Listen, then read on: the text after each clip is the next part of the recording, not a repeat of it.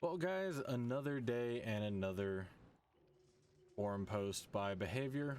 As I kindly anticipated, a lot of people do not fully understand what it means to have a skill rating matchmaking system in Dead by Daylight. So they have put together a Q&A and on their forum today, and here are those questions and those answers. Oh, also there's some new cosmetics out for the Greek thing. But anyway, first question is, I know you're looking at a skill across different killers, but are you looking at skill across different survivors too? Even though survivors are just skins, we still have to grind for open perk slots, which for a less experienced survivor like myself, that's a big deal. Generally speaking, is their answer, the performance difference between a low-level survivor, as in the character level is low, and a high-level survivor for a given player isn't statistically extreme. It also changes very quickly, relatively speaking. It doesn't take that many games for a low-level survivor to get to a reasonable level. To complicate it further, it can even happen over 0 games if you got the BP from other means. All that said, we're going to keep an eye on this and see if it plays out differently in reality and potentially modify the system to take this into account. I can agree with him on this one. Now, I only have like 2,500 hours in the game, most of which are killer, but recently more survivor, admittedly. But I mean, for somebody like me who has that much time in the game, yeah, I can have full meta perks or I can have no perks. And the game really doesn't change that much for me, depending on the killer, just depends on how long my gameplay is going to be. Now, for somebody with like 50 hours in the game who have dumped all, say, 300,000 blood points in their Dwight, because that's the first survivor that gets selected on the screen, and they don't have meta perks or any teachables, and they're only level 42, or, well, 300, 600 points. All right, they're only like level 35 on Dwight. They're barely getting into their teachables.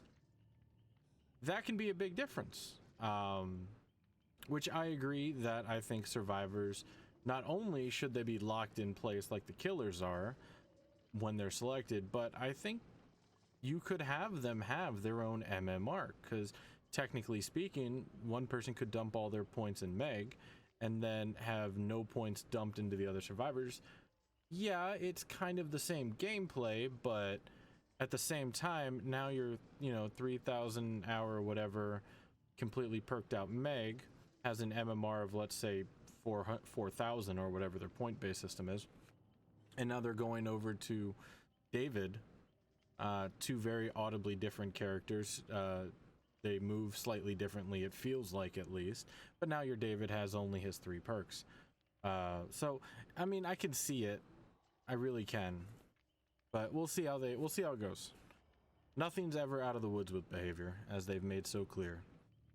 Can we get a little insight into how Survive with Friends, or SWF, also known as SWIF if you don't know, can we get a little insight into how SWF matchups will be balanced in the new system?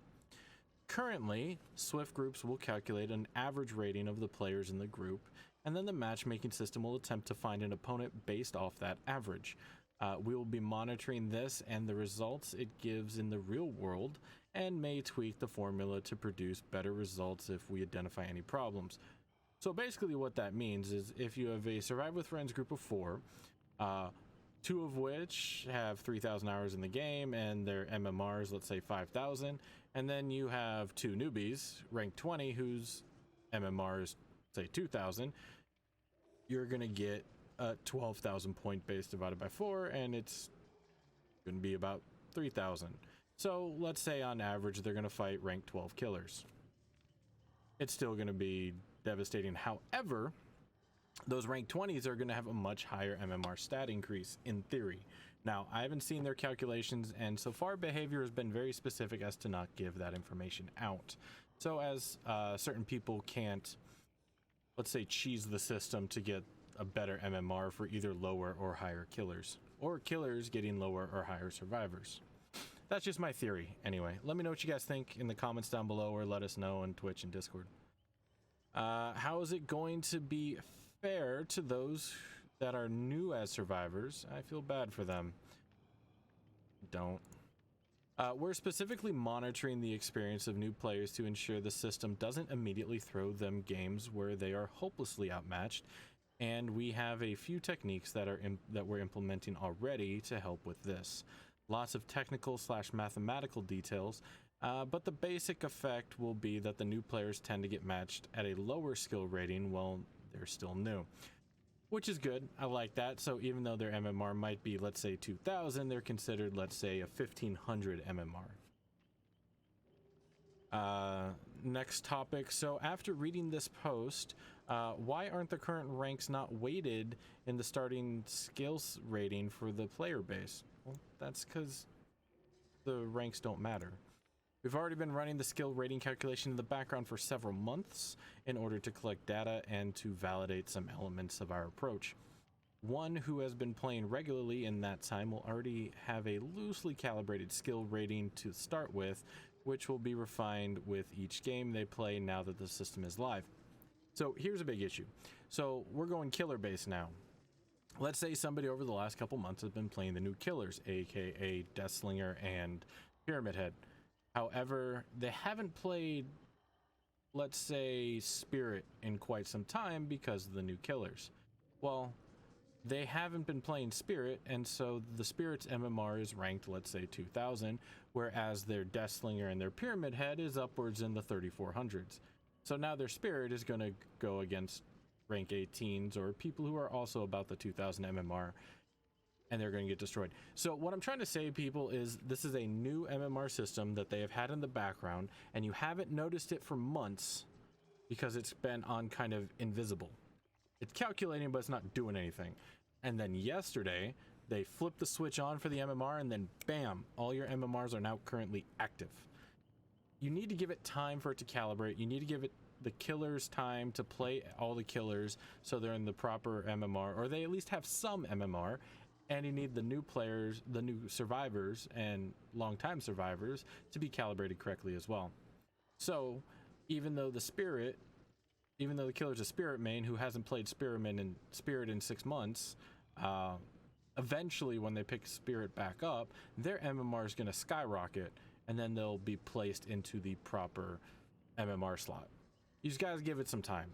That's all I'm saying. And a lot of people don't understand this, that this kind of thing takes time, especially with how they implemented it.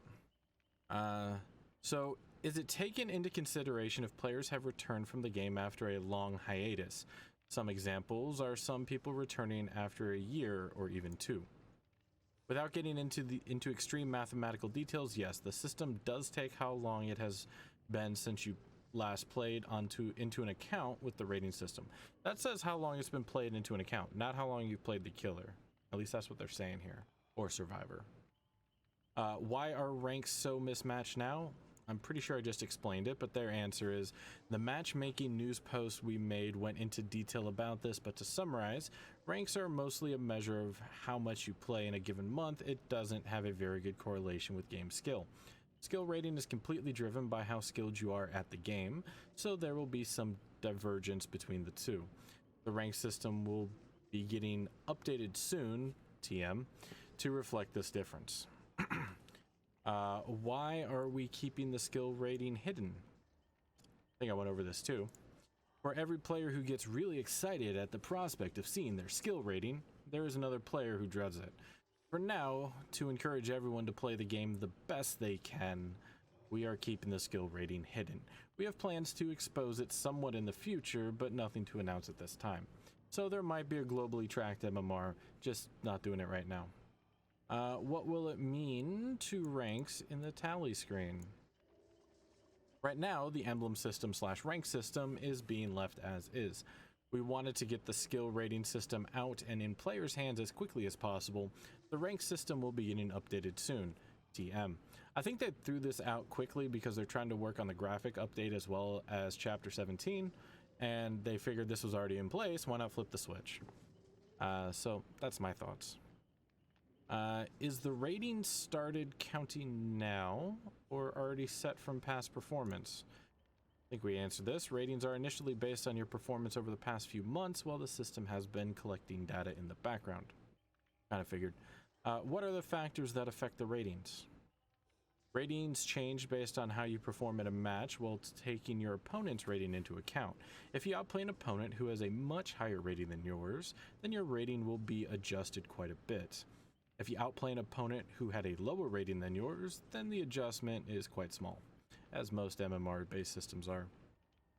Other, not related to MMR, does this mean that those with different NAT types that weren't able to play together before, unless they had a connection with the lobby leader, you can now play together? The skill rating does not direct relation to NAT and network connectivity, as it is used to determine who matches together.